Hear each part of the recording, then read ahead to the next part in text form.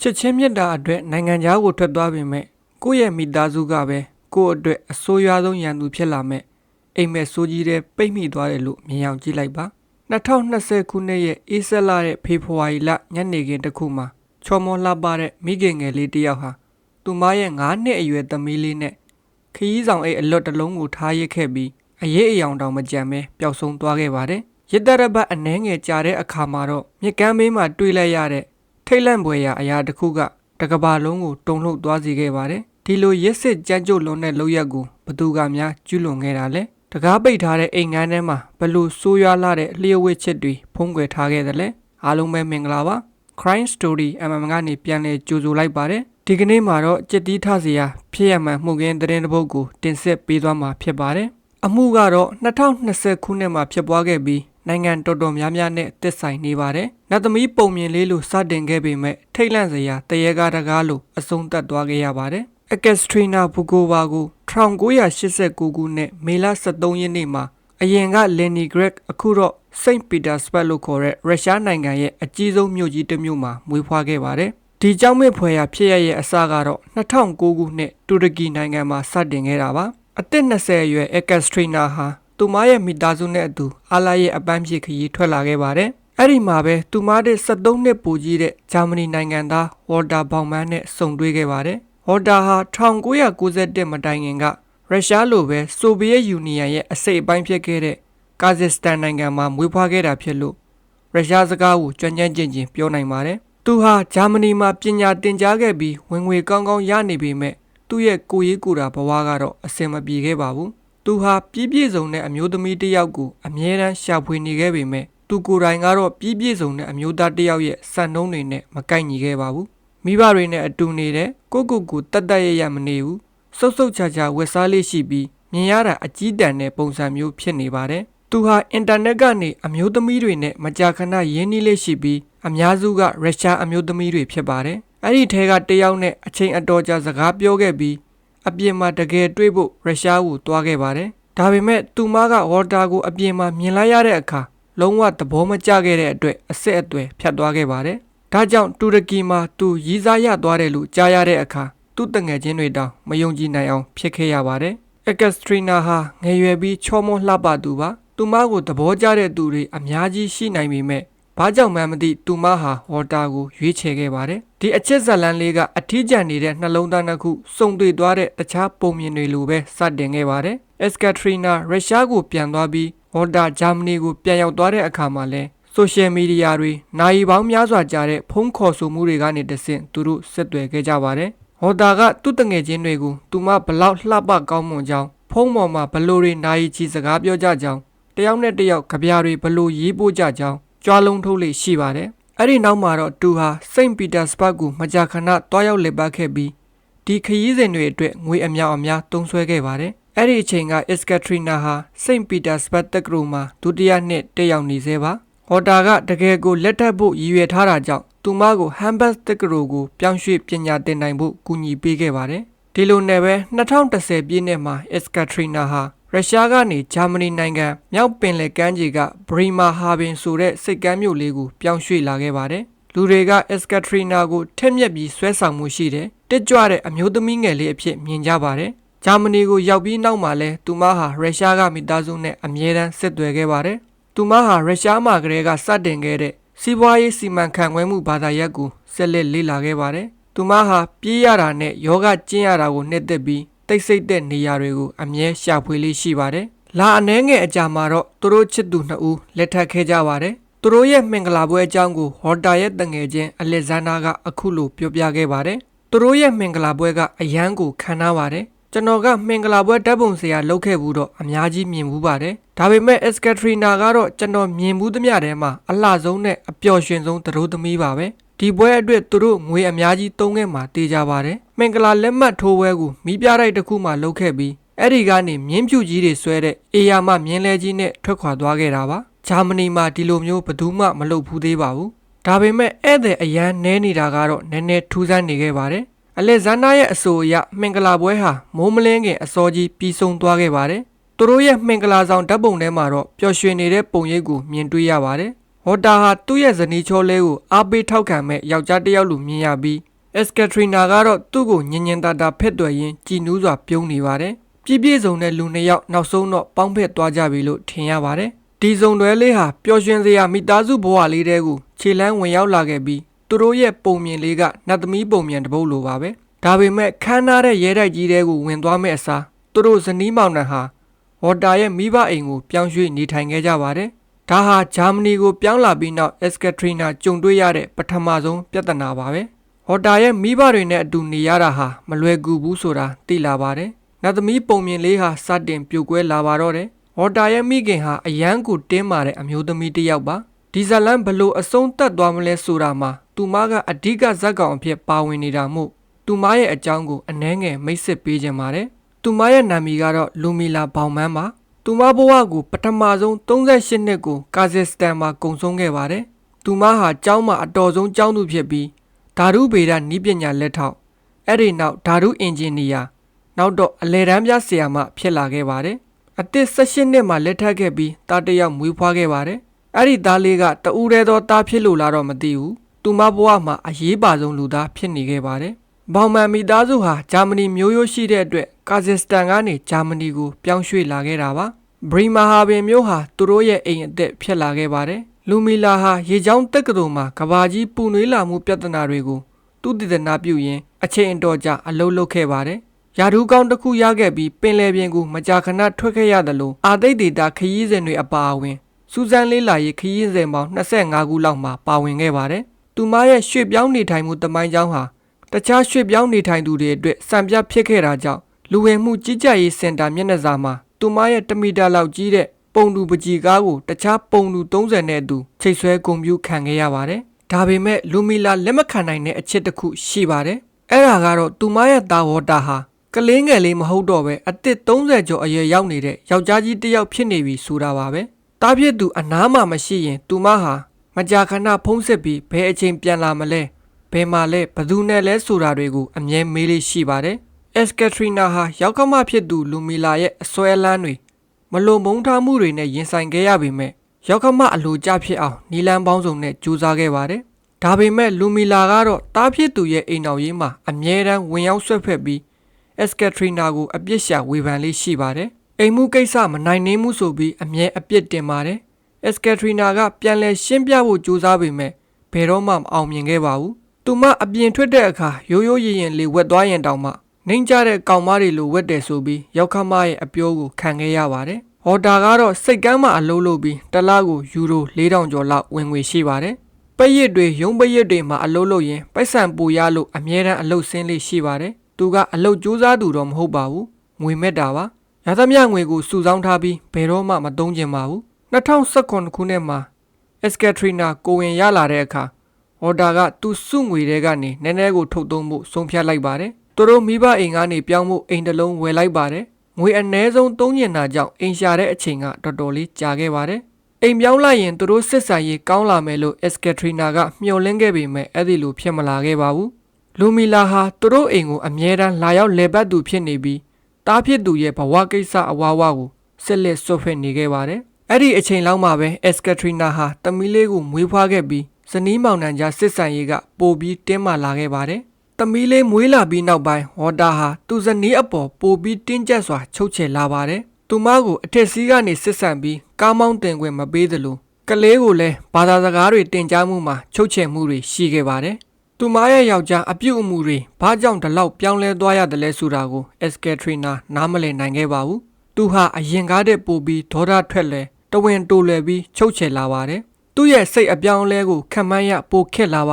တယ်အသေးအမွှားကိစ္စလေးတွေကအစဒေါသပေါက်ကွဲတတ်ပါတယ်သူတို့လင်မယားကြားကတင်းမာမှုတွေကြီးထွားလာပြီးနောက်ဆုံးမှာတော့ဝေါ်တာဟာသူ့ရဲ့ခွန်အားကြီးမားမှုကိုအသုံးပြုပြီးဇနီးဖြစ်သူကိုရိုက်နှက်တဲ့အထိဖြစ်လာခဲ့ပါတယ်2019နှစ်ကုန်ပိုင်းမှာတော့အိမ်တွင်းအကြမ်းဖက်မှုပြဿနာကြောင့်ဘောင်မန်မိသားစုအကြောင်းကိုအာဏာပိုင်တွေပထမဆုံးသိရှိခဲ့ပါတယ်ဒါပေမဲ့သူတို့ပြန်အဆင်ပြေသွားပြီလို့လူမှုဝန်ထမ်းကိုလိမ်လည်ပြောဆိုခဲ့တာကြောင့်ဒီအမှုကိုမြန်မြန်ဆန်ဆန်ပဲပိတ်သိမ်းလိုက်ပါတယ်ဒါပေမဲ့Katrina နဲ့ခင်ပွန်းဖြစ်သူတို့ဟာကလေးရှိမှတောင်တယောက်နဲ့တယောက်ဆဲဆူရန်ဖြစ်နေကြသေးပါဟော်တာကဇနီးဖြစ်သူကိုမိခင်ကောင်းမဟုတ်ဘူးစိတ်မမှန်ဘူးလို့ဆွဆွဲပါတယ်Katrina ကလည်းဝေါ်တာဟာသူမအပေါ်စိတ်ဝင်စားမှုကုန်ဆုံးသွားပြီအ လုတ်တွေအရန်လုပ်ပြီးစိတ်ဖိစီးနေတယ်လို့ပြန်လည်ဆွဆွဲခဲ့ပါတယ်။သူမဟာအမြဲတမ်းစိတ်ဖိစီးမှုတွေအကြောက်တရားတွေနဲ့စစ်မနေနိုင်တော့တဲ့အတွက်အိမ်တွင်းအကြမ်းဖက်မှုခံရသူများကူညီရေးစင်တာကိုတွားရောက်အကူအညီတောင်းခဲ့ပါတယ်။2020စောင်းဦးပေါက်မှာပထမဆုံးအကြိမ်အကူအညီတောင်းခဲ့တာပါ။ဇနီးနဲ့သမီးထွက်သွားပြီးနောက်မှာဝါတာဟာ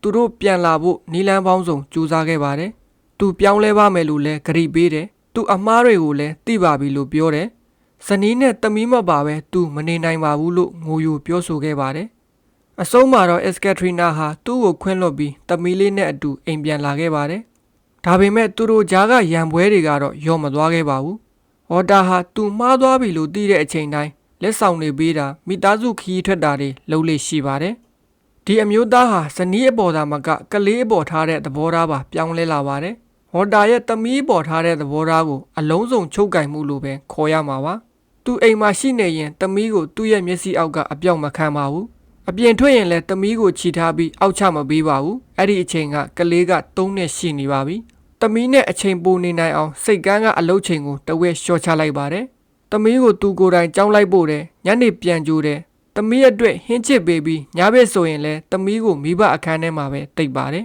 ။ဟော်တာကိုတေချာတီးတဲ့သူတွေကတော့သူ့ကိုဇက်ကွက်စင်တတ်တဲ့ဖြူဟာသမားလူတွေကိုကြိုးကင်ချဲလဲတတ်တဲ့သူပြီးတော့ကတ်ဆေးနေတဲ့သူလို့သတ်မှတ်ကြပါတယ်။ငွေဟာသူ့အတွက်ဘဝရဲ့အဓိကရည်ရွယ်ချက်တွေကတစ်ခုပါ။သူဟာအမြဲတမ်းကနာမငြိမ်ဖြစ်ပြီးစိတ်မရှိတတ်ပါဘူး။ Katrina မိခင်ဖြစ်လာပြီးတဲ့နောက်ရုရှားကမိသားစုစီအကြေအနှဲငယ်ပြန်လဲလက်ပတ်ခဲ့ပြီးအဲ့ဒီအချိန်တိုင်းဟော်တာကအမြဲလိုက်သွားပါတယ်။ဇနီးဖြစ်သူရုရှားကိုပြန်သွားပြီးသူ့ကိုသမီးနဲ့ဝေးအောင်လှုပ်ပြက်မှာကိုသူအရန်ကြောက်ပါတယ်။ Katrina ကလည်းခင်မွန်းဖြစ်သူရဲ့အပြုအမူတွေကိုပိုပြီးဆိုးရွားလာတာကိုမြင်ရတဲ့အတွက်ကွာရှင်းဖို့စဉ်းစားလာပါတယ်။တစ်ချိန်တည်းမှာပဲသူမရဲ့စာရွက်စာတမ်းမှတ်ပုံတင်တွေအားလုံးပျောက်သွားတာကိုသိလိုက်ရပါတယ်။နောက်ပိုင်းမှာသိရတာကဝါတာဟာဇနီးရဲ့စာရွက်စာတမ်းအားလုံးကိုယူသွားပြီးသူ့အမေအိမ်မှာတင်ထားခဲ့တာပါ။တခါကရောက်ခမဖြစ်သူအလဲလာတော့သူတို့ဇုံတွဲထက်ရန်ဖြစ်ကြပြီးKatrina ကိုအိမ်ပေါ်ကနေမောင်းထုတ်ခဲ့ပါတယ်။အတုံးမကျတဲ့ပစ္စည်းတစ်ခုလိုလွန့်ပစ်ခံလိုက်ရတာပါ။သူမရဲစခန်းသွားတိုင်မှပဲဒီပြဿနာကပြီးသွားခဲ့ပါတယ်။နောက်တစ်ခါသမီးလေးကြောင်းမသွားခင်လေးတင်အရန်ပြင်းပြင်းထန်ထန်ရဖြစ်ကြလို့ကျောင်းအုပ်ချုပ်ရေးပိုင်းကနေလူငယ်စောင့်ရှောက်ရေးဝန်ဆောင်မှုကိုအကြောင်းကြားခံခဲ့ရပါတယ်။သူတို့စုံတွဲဟာ6ပတ်ကြာမိဘပညာပေးအစီအစဉ်ကိုတက်ရောက်ခဲ့ရပြီးမိသားစုအကြအတဲအတိုင်ပင်ခံတဦးကကလေးရဲ့အခြေအနေကိုစောင့်ကြည့်ခဲ့ရပါတယ်။အတိုင်ပင်ခံရဲ့မှတ်ချက်ကတော့ကလေးကိုမိဘတွေနဲ့ထားဖို့အရန်အန်ဒီရများတယ်ဆိုတာပါပဲ။ Katrina ခင်ပွန်းနဲ့စစ်နေရတဲ့တခုတည်းသောအကြောင်းပြချက်ကသမီးလေးကြောင့်ပါ။သမီးလေးကိုခေါ်ပြီးရုရှားကိုလည်းသူမှပြန်လို့မရပါဘူး။သမီးလေးဂျာမနီကနေထွက်သွားဖို့ဆိုရင်ဝါတာစီကနေသဘောတူညီချက်လက်မှတ်ရဖို့လိုအပ်ပါတယ်။2021ဩဂုတ်လမှာတော့Katrina ဟာသမီးလေးကိုဒုတိယအကြိမ်ခေါ်ထုတ်သွားပြီးအမျိုးသမီးကယ်ဆယ်ရေးစင်တာကိုတွားရောက်ခဲ့ပါတယ်။ခင်မွန်းဖြစ်သူကသူမကိုတပ်ပစ်ချနေတယ်လို့တာဝန်ရှိသူတွေကိုပြောပြခဲ့ပါတယ်။လူမှုဝန်ထမ်းတွေက9နှစ်အရွယ်ကလေးကိုမိဘမဲ့ကေဟာပို့ကျင်ခဲ့ကြပြီးလူငယ်ရေးရာဌာနကစိတ်ပညာရှင်ကလည်းဒီအခြေအနေကိုအရန်ကိုဆိုးရွားလွန်းတယ်လို့မှတ်ချက်ပေးခဲ့ပါတယ်။ Katrina ကကလေးကိုမွေးစားမိသားစုစီပေးဖို့သဘောတူညီခဲ့ပေမဲ့ဟော်တာနဲ့သူ့အမေကကန့်ကွက်ခဲ့ပါတယ်။ဒါကြောင့်ပဲမိဘနှစ်ပါးစလုံးကလေးကိုရစ်ပိုင်းစီအလှည့်ကျစောင့်ရှောက်ရပါတယ်။ကလေးကဖခင်နဲ့ရစ်အနှဲငယ်နေပြီးနောက်ရက်တွေမှာမိခင်နဲ့အတူအမျိုးသမီးကယ်ဆယ်ရေးစင်တာမှာနေရပါတယ်။ရစ်သက်တစ်ပတ်အနှဲငယ်ကြတော့မိသားစုပြန်လည်ပေါင်းစည်းခဲ့ကြပါတယ်။ရုရှားသတင်းရင်းမြစ်အချို့ရဲ့အဆိုအရအမျိုးသမီးကယ်ဆယ်ရေးစင်တာမှာKatrina ရဲ့အခန်းပေါ်တွေက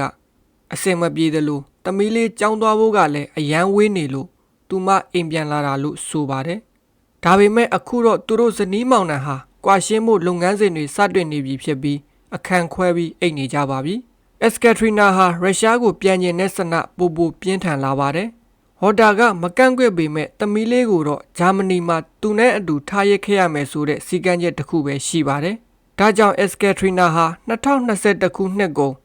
2022နှစ်စပိုင်းမှာ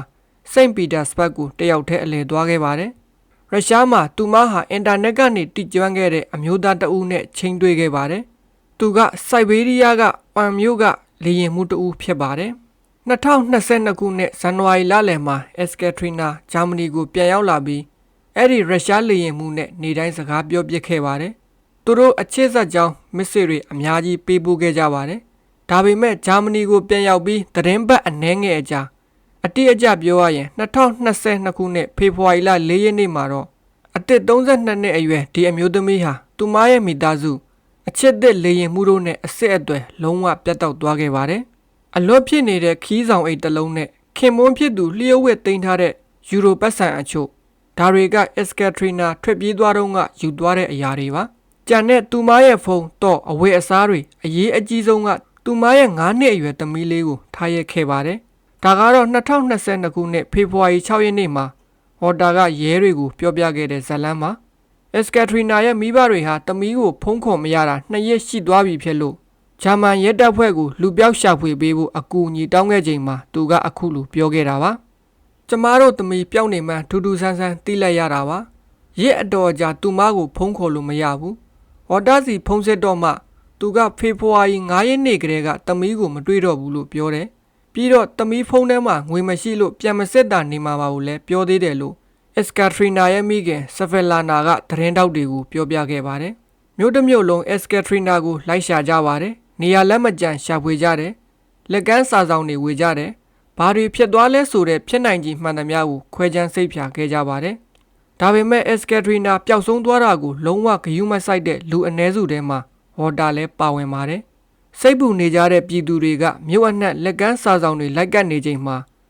သူကတော့သူ့အိမ်ကိုပြုတ်ပြင်းမွမ်းမံရေးတွေလုပ်ရင်းအလုရှုပ်နေခဲ့ပါတယ်။လူတွေကအမျိုးသမီးပျောက်သွားပြီးချစ်ချင်းဆိုသလိုအဆိုးရဆုံးကိုတွေးမိကြပြီးခင်မွန်းဖြစ်သူကိုပဲအဓိကမတင်ကဖြစ်ခဲ့ကြပါတယ်။ Ekaterina အိမ်ကနေထွက်ပြေးသွားတယ်ဆိုပြီး4ရက်အကြာမှာ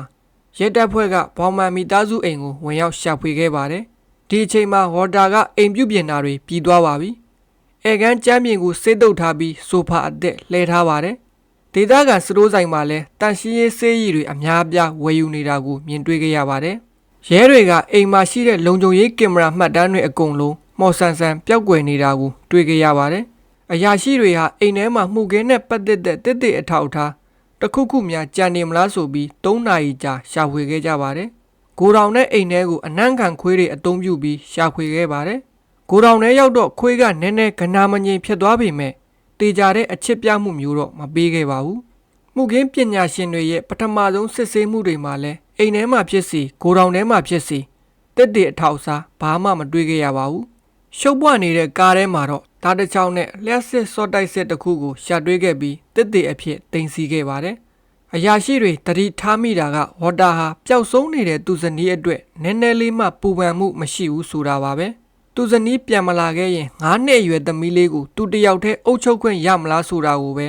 သူကပိုစိတ်ဝင်စားနေခဲ့တာပါ။ Ekaterina ကိုနေ့စဉ်ရက်စစ်စာဖွေခဲ့ကြပေမဲ့ဘာမှမတွေ့ခဲ့ရပါဘူး။အငွေ့ပြန်သွားတယ်လို့ပါပဲ။ကလေးငယ်တယောက်ရဲ့မိခင်ဟာသူမရဲ့သမီးလေးစာရက်စာတမ်းမှတ်ပုံတွေနဲ့ဖုန်းကိုဒဇိမ်းနိုင်ငံမှာထားရပြီးထွက်ပြေးသွားဖို့ဆိုတာလုံးဝမဖြစ်နိုင်တဲ့လောက်ပဲဆိုတာကိုရဲအရာရှိတွေနားလည်ထားပါတယ်။ Ekaterina ဟာခရီးဆောင်အိတ်အလွတ်တလုံးကိုယူပြီးထွက်ပြေးသွားတယ်ဆိုတဲ့ဟော်တာရဲ့ထွက်ဆိုချက်ကိုရဲတွေကမတင်မကဖြစ်ခဲ့ပါတယ်။ Ekaterina ရဲ့ဗဟေရီဆန်ဆန်ပျောက်ဆုံးမှုကမြို့ကန်တွေတင်သာမကအဝေးကလူတွေကိုပါစိုးရိမ်ပူပန်စေခဲ့ပါတယ်။သူမကိုလုံးဝမသိတဲ့အမျိုးသမီးတွေကတောင်ရှာဖွေရေးအဖွဲ့တွေဖွဲ့စည်းခဲ့ကြပါတယ်။သူမကိုဘာဖြစ်သွားလဲဆိုတာမသိရမချင်းကျမတို့စစ်လက်ပြီးရှာဖွေနေမှာပါလို့ဥဆောင်သူတဦးကပြောပါတယ်။မိခင်ငယ်လေးပျောက်ဆုံးသွားပြီး2ပတ်အကြာဂျာမနီမြောက်ပိုင်းဒေါ်လာကစေတနာဝန်ထမ်း400လောက်ဟာဘရီမာဟာပင်မြို့တဝိုက်မှာကေဇယ်ရေးခွေးတွေအုံပြုပြီးအကြိမ်ကြိမ်ရှာဖွေခဲ့ကြပါတယ်။ဒီဖြစ်ရပ်ဟာဆိုရှယ်မီဒီယာပေါ်မှာကြီးမားတဲ့ဂယက်ရိုက်ခတ်မှုဖြစ်စေခဲ့ပါတယ်။ Ekaterina ရဲ့မိသားစုကရုရှားမှာသူမပျောက်ဆုံးနေမှုကိုလူသိများအောင်လှုံ့ဆော်ခဲ့ပြီးရုရှားရဲ့အဓိကရုပ်သံလှိုင်းတွေမှာဒီအကြောင်းကိုပြသခဲ့ပါတယ်။ကျမသမီးကဒီလူနဲ့ပေါင်းလာတာ12နှစ်ရှိပါပြီ။ဒါပေမဲ့ပြီးခဲ့တဲ့တစ်နှစ်ခွဲလောက်ကစပြီးသူတို့ရဲ့အိမ်တော်ရေးကရံမွေးတွေကြီးပါပဲ။သူကသမီးကိုအကြိမ်ကြိမ်ရိုက်နစ်ခဲ့ပါတယ်လို့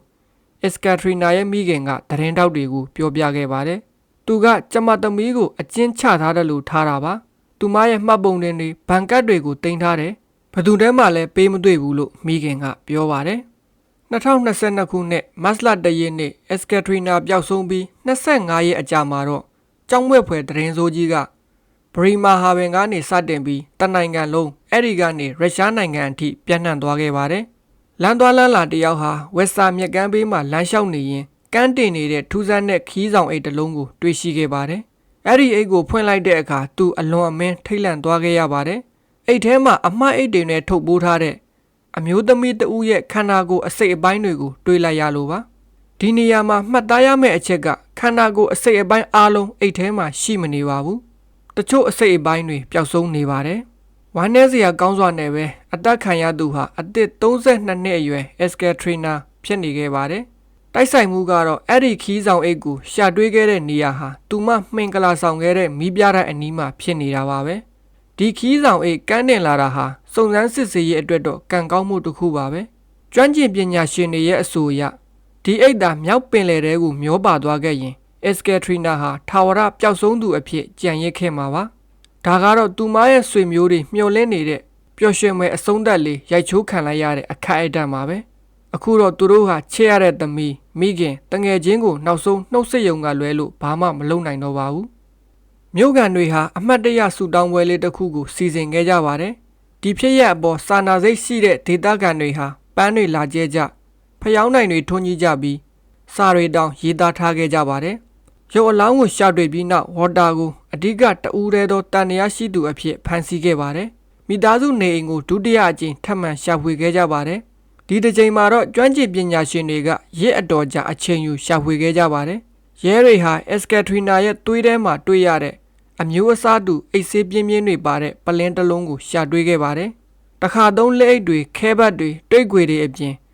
်အမှိုက်အိတ်အများအပြားနဲ့တန့်ရှင်းရေးဆေးရည်တွေကိုလည်းတွေ့ရှိခဲ့ပါတယ်ဒါအပြင်အက်ဆီတစ်အက်ဆစ်ပုံးတွေချွတ်ဆေးရည်တွေအယောင်ချွတ်ဆေးတွေခရီးဆောင်အိတ်တော်တွေနဲ့အက်စကယ်ထရီနာသူမရဲ့နောက်ဆုံးဆဖီပုံမှာပတ်ထားခဲ့တဲ့ပန်းရောင်လယ်စည်းပဝါတို့ကိုကိုတောင်ရဲ့အိမ်နောက်ဖေးကတဲထဲမှာရှာတွေ့ခဲ့ပါတယ်အက်စကယ်ထရီနာရဲ့ကိုယ်ပိုင်ပစ္စည်းဆိုလို့လုံးဝနီးပါးမကြံတော့တာကိုလည်းစုံစမ်းစစ်ဆေးသူတွေကသတိထားမိခဲ့ပါတယ်သူမရဲ့အဝတ်အစားအများစုကိုလွှင့်ပစ်ထားပြီးပျော်ရွှင်စရာအမှတ်တရအဖြစ်ရှိနေတဲ့သူတို့ရဲ့မှင်ကလာဆောင်ဓာတ်ပုံကိုလည်းစန္ဒယာအနောက်မှာဝတ်ထားခဲ့ပါတယ်နောက်ဆုံးဆဖီပုံထဲကအက်စကယ်ထရီနာဝတ်ထားတဲ့အဖြူရောင်ဂျာကင်ကိုလည်းရဲတွေကရှာတွေ့ခဲ့ပါတယ်အဲ့ဒီဂျာကင်ကိုဝါတာရဲ့မိခင်လူမီလာအလုတ်လုတ်တဲ့နေရာကအမှိုက်ပုံးထဲမှာတွေ့ခဲ့တာပါအကျဉ်းကျနေစဉ်ဝါတာကသူ့မိခင်စီစာတွေမကြာခဏရေးလေးရှိပါတယ်စာတွေထဲမှာကျွန်တော်တို့အားလုံးကိုကူညီပါအမေကျွန်တော်တို့ကိုကယ်ပါအမေလုံနိုင်ပါတယ်အမေကတားအနာဂတ်အတွက်တခုတည်းသောမျှော်လင့်ချက်ပါကျေးဇူးပြုပြီးတားကိုကယ်ပါဆိုတဲ့အရေးတကြီးတောင်းဆိုမှုတွေပါဝင်ပါတယ်သူဒီလိုပြောတာဘာကိုဆိုလိုတယ်လဲဆိုတာရှစ်လကြာပြီးမှရှင်းရှင်းလင်းလင်းသိလာရပါတယ်2022ခုနှစ်ဖေဖော်ဝါရီလ4ရက်တောက်ကြနေ့ဟာအက်စကယ်ထရီနာဘွားရဲ့နောက်ဆုံးနေ့ဖြစ်ပါတယ်ညနေ4:30မိနစ်မှာအယောင်ဖြော့ကြခင်နဲ့အဝါရောင်စကတ်လေးကိုဝယ်ပြီး10မိနစ်လောက်လမ်းထွက်လျှောက်ခဲ့ပါတယ်အိမ်နီးချင်းတွေရဲ့လုံခြုံရေးကင်မရာတွေမှာဒါကိုမှတ်တမ်းတင်ထားပါတယ်ညနေပိုင်းမှာမိသားစုညစာစားကြပါတယ်တူနာငါဟာလီဗတ်ငါအာလူးထောင်းနဲ့တန်လင်တွေအပြင်ဝိုင်တပလင်းလဲပါပါတယ်ဝါတာရဲ့အဆိုအရအက်စကယ်ထရီနာကဝိုင်တစ်ခွက်ပဲတောက်ပြီးကျန်တာကိုသူအကုန်တောက်ခဲ့တယ်ဒါကြောင့်ည8နာရီမှာပဲသူအိပ်ယာဝင်သွားတယ်လို့ဆိုပါတယ်တရားရုံးမှတ်တမ်းတွေအရအက်စကယ်ထရီနာရဲ့ဖုန်းဟာည9:42မိနစ်မှာကွန်ရက်နဲ့နောက်ဆုံးချိတ်ဆက်ခဲ့ပါတယ်ည8:25မိနစ်မှာသူမဟာကွန်ပျူတာကနေတဆင့်ရုရှားလေယာဉ်မှူးချစ်သူအသက်စီကိုဗီဒီယိုခေါ်ဆိုမှုပြုလုပ်ခဲ့ပါတယ်သူမဟာစိတ်အခြေအနေကောင်းမွန်နေပြီးတမီလေးကိုအိပ်ယာသိပ်ပြီးတာနဲ့ပြန်ခေါ်မယ်လို့ပြောခဲ့ပါတယ်ဒါပေမဲ့အဲ့ဒီညမှာသူမပြန်မခေါ်ခဲ့ပါဘူးဘယ်သူစီကိုမှဖုန်းမခေါ်ခဲ့တော့ပါဘူး2 နာရီအကြာမှာတော့ရုရှားလေယာဉ်မှူးကကောင်းသောညပါလို့မက်ဆေ့ပို့ခဲ့ပေမဲ့သူမဖတ်မသွားခဲ့ရပါဘူးမှုကင်းဆေးပညာစစ်ဆေးချက်တွေအရအက်စကယ်ထရီနာဟာညစာစားပြီး2 နာရီအကြာမှာပဲတိတ်ဆုံးသွားခဲ့တယ်လို့ဆိုပါတယ်သူမရဲ့အစာအိမ်ထဲကအရာတွေကိုခွဲခြမ်းစိတ်ပြစစ်ဆေးမှုကနေဒီအချက်ကိုအတည်ပြုနိုင်ခဲ့ပါတယ်မှုကင်းကျွမ်းကျင်ပညာရှင်တွေကသူမရဲ့သွေးထဲမှာအိတ်ဆေးပြင်းပြင်းတွေနဲ့အရေးအကျွင်းကြံတွေကိုတွေ့ကြရပါတယ်ရှားထောက်ရိုးကျိုးနေတဲ့အတွက်တိတ်ဆုံးရတဲ့အကြောင်းရင်းကိုလေဘင်းညစ်အသက်ခံရတာလို့သတ်မှတ်ခဲ့ပါတယ်ခန္ဓာကိုယ်ကိုဖြတ်တောက်ထားတဲ့လောက်ရအားလုံးကိုအလွန်ထက်မြက်တဲ့ကရိယာတွေအသုံးပြုပြီးလှုပ်ဆောင်ခဲ့တာလို့ကျွမ်းကျင်သူတွေကဆိုပါတယ်နောက်နေ့မနေ့မှာတော့ဝါတာဟာမနစ်9:22မိနစ်မှာသူ့ရဲ့ကားကိုခဏဖွင့်ခဲ့ပါတယ် မနေ့10နာရီ20မိနစ်မှာကားထွက်သွားပြီးညနေ4နာရီ49မိနစ်မှာပြန်ရောက်လာပါတယ်။3ရက်ကြာပြီးတဲ့နောက်ဝါတာဟာသူ့ဇနီးရဲ့ဖုန်းကိုခေါ်ဆိုခဲ့ပါတယ်။သူဟာသူမထွက်ပြေးသွားတဲ့ဆိုတဲ့သူ့ရဲ့ဇာတ်လမ်းကိုအထောက်အကူဖြစ်အောင်လုပ်တာဖြစ်နိုင်ပါတယ်။ပြီးတော့မင်းဘယ်မှာလဲဆိုတဲ့အတိအသာဆုံးမေးခွန်းတွေပါတဲ့ message အချို့ကိုလည်းပို့ခဲ့ပါတယ်။ Ekaterina မပြောက်ဆုံးခင်ကဝါတာနဲ့သူ့မိခင်ကဝက်ဆက်ကနေနေတိုင်းအစစ်မပြတ်စကားပြောခဲ့ကြပါတယ်။ဒါပေမဲ့ဖေဖော်ဝါရီ4ရက်နေ့နောက်ပိုင်းမှာတော့သူတို့ကြားမှာအတန်တိတ်သွားခဲ့ပါတယ်။ဒါဟာလုံးဝကိုပုံမှန်မဟုတ်တဲ့အခြေအနေပါ။ဖေဖော်ဝါရီလလယ်မှာတော့ဝါတာဟာသူ့ရဲ့ကားကိုကားပြင်ဆိုင်ကိုယူသွားပြီးကားအတွင်းပိုင်းကိုအပေါ်ကနေအောက်အထိနေရာလက်မကျန်အသေးအချာတန့်စင်းရေးလုပ်ပေးဖို့ဝန်ထမ်းကိုပြောခဲ့ပါတယ်။2022ခုနှစ်ဩဂုတ်လ26ရက်နေ့မှာတော့တရက်ခွင်စတင်ခဲ့ပါတယ်။အစိုးရရှိနေကဝါတာဟာသူဇနီးရဲ့တောက်စရာတွေကိုအိတ်ဆေးတွေခိုးထဲခဲ့ပြီးသူမအိပ်ပျော်သွားချိန်မှာလေဘင်းညစ်တက်ခဲ့တာဖြစ်ကြောင်းရှောက်လဲခဲ့ပါတယ်။ဝါတာဟာသူမရဲ့ရုပ်အလောင်းကိုဘယ်လိုဖျောက်ပြစ်ရမလဲဆိုတာကိုကြိုတင်ပြင်ဆင်ထားခဲ့ပါတယ်။ကွာရှင်းလိုက်ရရင်သမီးလေးရဲ့အုတ်ထိန်ခွင့်ဆုံးရှုံးရမှာကိုကြောက်ရွံ့တာနဲ့ငွေကြေးဆုံးရှုံးမှုတွေဖြစ်လာမှာကိုမလိုလားတာတွေကလူတက်ရတဲ့ရည်ရွယ်ချက်ဖြစ်တယ်လို့အစိုးရရှိနေရုံကတင်ပြခဲ့ပါတယ်။ Ekaterina ရဲ့ခင်မွန်းဖြစ်သူဟာအင်တာနက်ကအကြံပေးချက်တွေအတိုင်းတန်ရှင်းလှုပ်ချင်ခဲ့တဲ့ဂိုဒေါင်ထဲမှာတွဲခွေတွေတွေ့ခဲ့ရကြောင်းကိုလည်းလူသိရှင်ကြားထုတ်ပြန်ခဲ့ပါတယ်။ဆင်အောက်ကျမ်းပြင်လှေကားနဲ့ကြမ်းကြားတွေမှာတွေတွေ့ခဲ့ရပါတယ်။ကားနောက်ဖုံးတွေကကော်စောပေါ်မှာလည်းတွဲခွေတွေတွေ့ခဲ့ရပါတယ်။အသေးအချာတန်ရှင်းလှုပ်ထားပေမဲ့မှုကင်းဆေးပညာကျွမ်းကျင်ပညာရှင်တွေကအခုပြောခဲ့တဲ့နေရာတွေမှာတွေ့ရတဲ့သွေးတွေဟာ Ekaterina ရဲ့သွေးတွေဖြစ်တယ်လို့အတည်ပြုနိုင်ခဲ့ပါတယ်။ဝါတာရဲ့ဖုန်းနဲ့ကွန်ပျူတာကိုရဲတွေကတင်စီခဲ့ပြီးအဲ့ဒီကနေတဆင့်မေကွန်းများစွာအတွက်အဖြေတွေရခဲ့ပါတယ်။အမှုမဖြစ်ခင်မှာသူဟာအင်တာနက်မှာအောက်ကအကြောင်းအရာတွေကိုရှာဖွေခဲ့ပါတယ်။လူတစ်ယောက်ကိုတတ်ပြီးရင်ပြစ်ဒဏ်ကနေဘလို့ရှောင်လွှဲရမလဲ။ဘလို့အစ်စ်မျိုးကအသားတွေကိုအည်ပျော်စေတယ်လဲ။ရေချိုးကန်တကန်ပြေးဖို့အစ်စ်လီတာဘလောက်လိုတယ်လဲ။တခြားလူတွေရဲ့ website တွေကိုဘလို့ဖတ်ရမလဲ။အိတ်ဆေးအလွန်ကျွံတောက်မိရင်တေဖို့ဘယ်အချိန်လောက်ကြာမလဲ။ဂျာမနီမှာတစ်တေမရှိဘဲပြစ်ဒဏ်ချမှတ်နိုင်သလား။စတဲ့ရှာဖွေမှုတွေကိုတွေ့ရှိခဲ့ပါတယ်။2021ခုနှစ်ဒီဇင်ဘာလကနေ2022ခုနှစ်ဖေဖော်ဝါရီလကုန်အထိသူဟာအင်တာနက်မှာအကြိမ်900လောက်ဒီလိုအရာတွေကိုရှာဖွေခဲ့ပါတယ်။အရာအလုံးကဝါတာဟာဒီရာဇဝဲမှုကိုကြိုတင်စီစဉ်ထားတယ်ဆိုတာကိုညွှန်ပြနေပါတယ်။ဇနီးပျောက်ဆုံးတဲ့နေ့မှာပဲလျှက်စစ်စောတိုက်တဲ့ဆက်ကိုနှစ်ကြိမ်တိုင် Google မှာရှာဖွေခဲ့ပါတယ်။မှုကင်းပညာရှင်တွေက Ekaterina ရဲ့ခန္ဓာကိုယ်ပေါ်မှာလျှက်စစ်စောတိုက်ထားခံရတဲ့ဒဏ်ရာတွေတွေ့ရှိခဲ့ပါတယ်။စုံစမ်းစစ်ဆေးသူတွေကတော့ဝါတာကသူဇနီးအသက်ရှင်သေးလားဆိုတာကိုစမ်းသပ်ဖို့ရှော့တိုက်စစ်ကိုတုံးခဲ့တာဖြစ်မယ်လို့ယူဆကြပါတယ်။တရက်ခွင်မှာဝါတာဟာသူ့ရဲ့မင်္ဂလာလက်စွပ်ကိုဝတ်ဆင်ထားပြီးသူဟာမုတ်ဆိုးဖို့တယောက်ပါလို့ထွက်ဆိုခဲ့ပါတယ်။ရှီလျားလာတဲ့2လတာကာလပတ်လုံးသူဟာတိတ်ဆိတ်ပဲနေခဲ့ပြီးသူ့အပေါ်ဆွဲဆိုထားတဲ့ဆွဲချက်တွေနဲ့ပတ်သက်လို့ဘာမှတ်ချက်မှမပေးခဲ့ပါဘူး။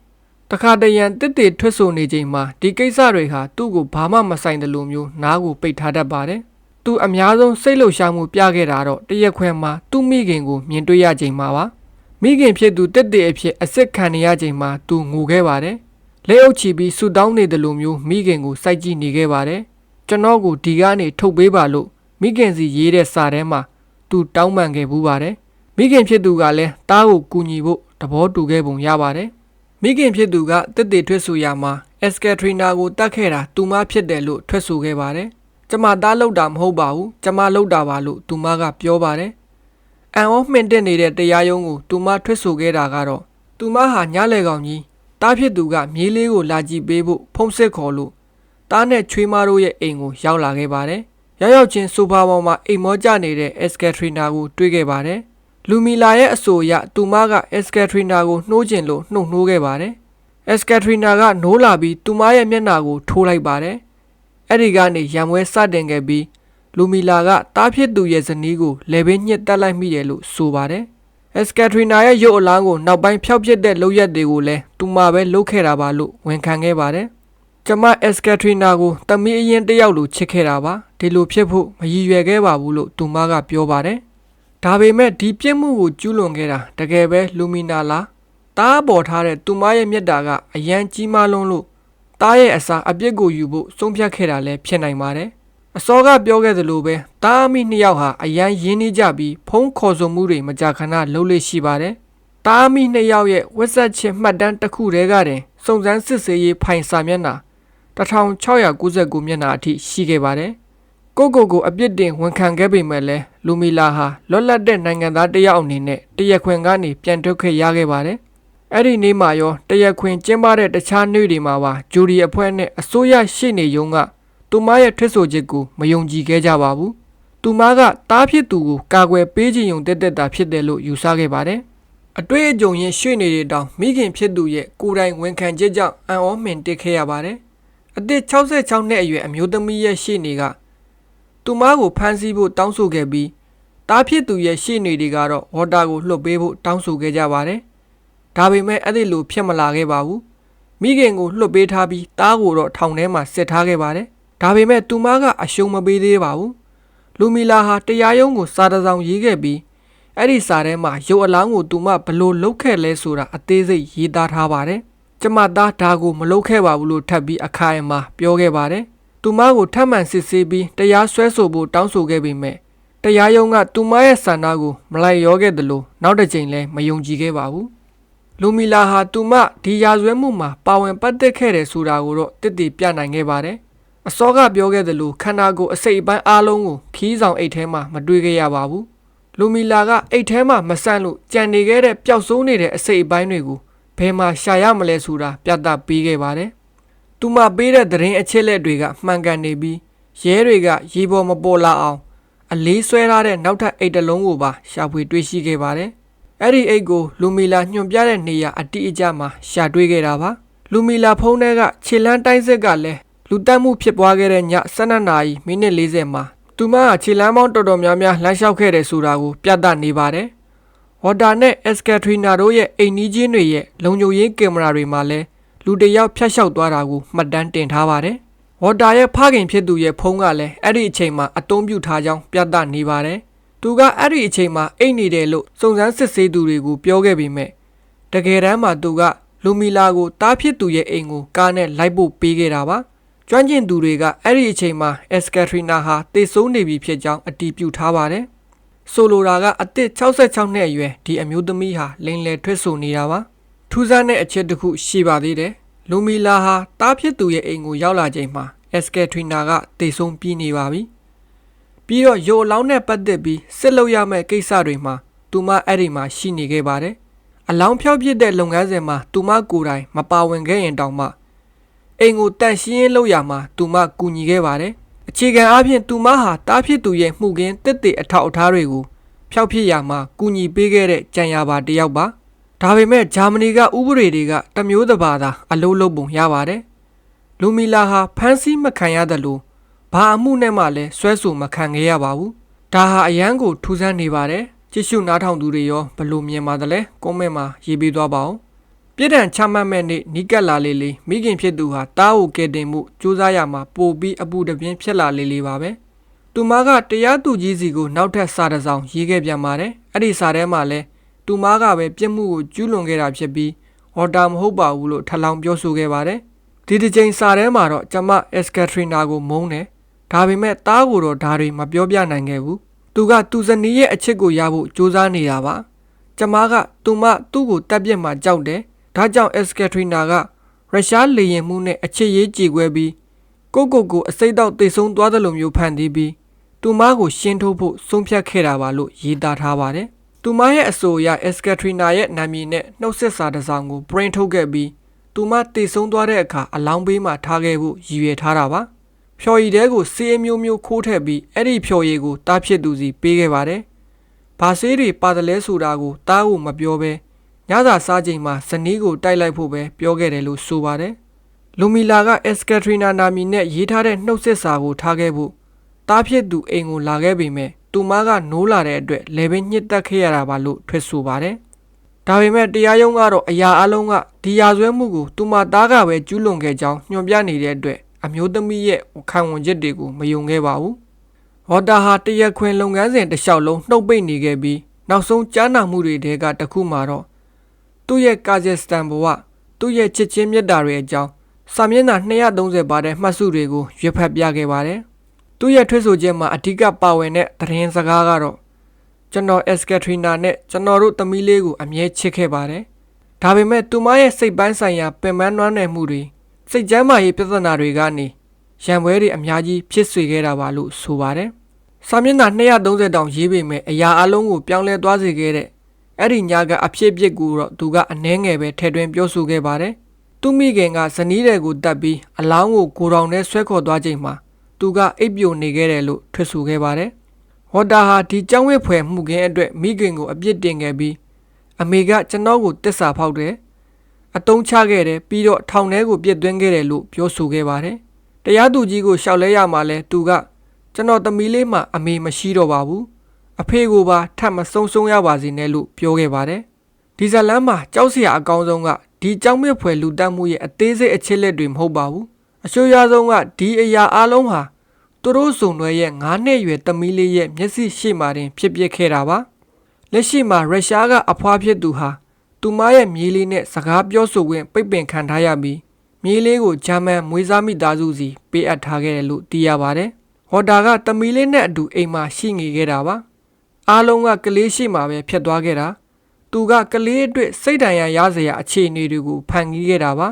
ကလေးကခေါင်းတွေလက်မောင်းတွေကိုလက်ညှိုးထိုးပြီးတခုခုကိုမကြာခဏရေရွတ်နေတတ်ပါတယ်။သူမအားလုံးကိုမြင်ခဲ့ရတာပါလို့ Katrina ရဲ့မိခင်ကပြောပါတယ်။လက်ရှိမှာကလေးငယ်ဟာစိတ်ဒဏ်ရာရနေတဲ့ကလေးများစောင့်ရှောက်ရေးကိရာမှာနေထိုင်နေပြီးသူမရဲ့မိသားစုအစစ်အမှန်အကြောင်းကိုမသိရအောင်နာမည်အသစ်တစ်ခုပေးထားပါတယ်။ Katrina ရဲ့မိခင်အဖွားဖြစ်သူဟာမြေးလေးရဲ့အုပ်ထိန်းခွင့်ကိုရဖို့ကြိုးစားနေပေမဲ့ဂျာမန်အာဏာပိုင်တွေကဖုံးပေါ်ကနေစကားပြောခွင့်တောင်မပေးပါဘူး။2023ခုနှစ်မေလ23ရက်နေ့မှာပြည်ထောင်ချမှတ်ချိန်မှာတော့ Katrina ရဲ့သမီးလေးဟာအသက်6နှစ်ရှိနေပါပြီ။ဟော်တာကိုတသက်တကျွန်းထောင်ဒဏ်ချမှတ်ခဲ့ပါတယ်။ဂျာမန်ဥပဒေအရသူဟာ15နှစ်အကြာမှာတော့ခံဝန်နဲ့လွတ်ငင်းခွင့်လျှောက်ထားခွင့်ရမှာဖြစ်ပါတယ်။ Katrina ရဲ့ပြအိုးကိုတော့သူမရဲ့မွေးရမြေစိန့်ပီတာစဘတ်မှာဂူသွင်းမြုပ်နှံခဲ့ပါတယ်။လူမီလာရဲ့အမှုကတော့အစိုးရရှေ့နေရုံးကသူမကိုကြံရပါအဖြစ်တရားစွဲဆိုနိုင်ဖို့အမှုကတော့အခုချိန်ထိဖွင့်ထားသေးပါအဆုံးထိကြည့်စုနားထောင်ပေးကြတဲ့တယောက်ချင်းစီတိုင်းကိုကျေးဇူးတင်ပါတယ်နောက်ထပ်စိတ်ဝင်စားစရာကောင်းတဲ့ဖြစ်ရမှန်မှုကဲသတင်းတွေကိုတင်ဆက်ပေးသွားမှာဖြစ်လို့ channel လေးကို like နဲ့ subscribe လုပ်ပေးထားဖို့မေတ္တာရပ်ခံပါတယ်အားလုံးကိုကျေးဇူးတင်ပါတယ်နောက်ဗီဒီယိုတွေမှာပြန်လည်ဆုံတွေ့ကြရအောင်ပါ